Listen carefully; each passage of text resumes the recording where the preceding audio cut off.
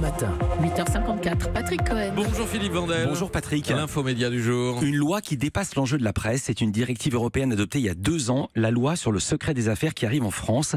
Elle a été votée fin mars à l'Assemblée, elle sera examinée par le Sénat aujourd'hui. Le but de cette loi est de protéger les entreprises contre le vol de leurs secrets industriels, des infos répondant à 3 critères: ne pas être facilement accessible à des personnes extérieures à l'entreprise, avoir une valeur commerciale parce que secrète et faire l'objet de mesures de protection dites raisonnables de la part de l'entreprise. Mais là, une question se pose. Avec cette loi, les entreprises seront-elles mieux protégées des voleurs ou alors davantage opaques aux yeux des citoyens? Le risque, c'est que cela entre en contradiction avec d'autres nécessités démocratiques, comme publier ses comptes, rendre compte des décisions importantes qui sont prises ou de pratiques financières.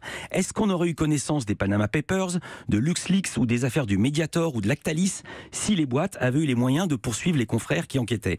Le texte de la nouvelle loi contient certes des exceptions pour la presse, mais cela ne protège pas complètement les journalistes. Et voilà pourquoi, lundi, une vingtaine de rédactions et plusieurs associations ont publié une lettre ouverte au président de la République, Emmanuel Macron, pour lui demander de reculer sur cette proposition de loi, concrètement de défendre le droit à l'information et l'intérêt général en restreignant le champ d'application du secret des affaires aux seuls acteurs économiques concurrentiels. Parmi les signataires, je ne vais pas citer tout le monde, il y a plein de SDJ, c'est-à-dire des sociétés de journalistes, l'AFP, TF1, France 2, BFM TV, France 5, Le Monde, Radio France, RTL, le JDD, Le Figaro, Libération, Les Échos, Le Point, l'Humanité, Mediapart ou encore le magazine Challenge, qui avait dû retirer de son site, ça n'a rien à voir avec ça, mais juste pour situer, un article sur les difficultés financières de Conforama après avoir été attaqué en justice par la marque. Et pour ceux qui s'étonneraient de cette requête, voici ce que déclarait le président de la République dans ses vœux à la presse le 3 janvier dernier.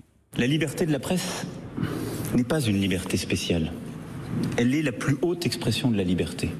Voilà, la plus haute expression de la liberté, c'est pas moi qui le dis. 9h30, Village Média, votre émission. Le thème moustache et grandes oreilles. Nous recevrons Edwy Plenel, fondateur de Mediapart et intervieweur musclé d'Emmanuel Macron dimanche soir. Mais on va également parler de Disney qui lance Mon premier journal de Mickey. Enfin, C'est le Daphné. sommaire le plus bizarre depuis le début de l'année. Ah bah, Félicitations. Village Média. Ah bah tu parles d'un accueil, ça pourrait être Bonjour la France, ça, moustache et grandes oreilles, c'est pour vous ça Daphné, hein, il vous l'a piqué. Écoute, oui. Europe 1.